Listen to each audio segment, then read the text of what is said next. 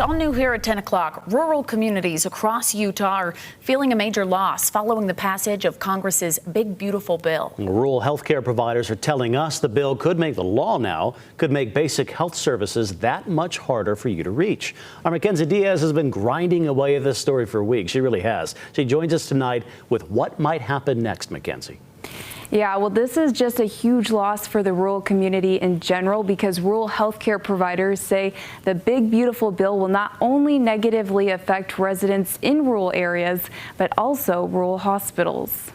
21 rural hospitals throughout Utah are bracing for change after the Big Beautiful Bill passed earlier this month. But we anticipate, especially with nursing, it's going to change patient ratios, nurse-to-patient ratios. That's Casey Shakespeare with the Rural Health Association of Utah. He says the bill includes cuts to Medicaid, Medicare, SNAP, and other rural health care programs. There's not going to be any hospital closures in the next few months, but we have to start preparing and looking at ways that we can cut costs. In fact, a recent report from the National Rural Health Association says rural hospitals will lose 21% of their Medicaid funding, which they claim is nearly $70 billion over 10 years. This is going to be challenging. Despite these challenges, Matthew McCullough with the Rural Health Association says they have a plan. UHA is working with the state and we'll start having those discussions to figure out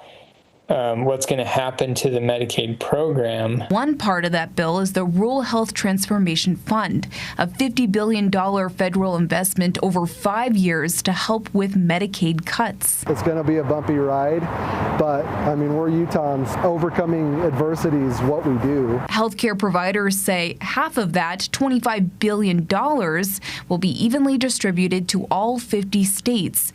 Each state getting around $100 million a year over the next 5 years. But it's covering less than half of what was cut. To access those funds, each state must submit a plan to the federal government by the end of the year, how the funds will be used and which services they will support. And I'm confident that we'll be able to come together as a state and find a way through this.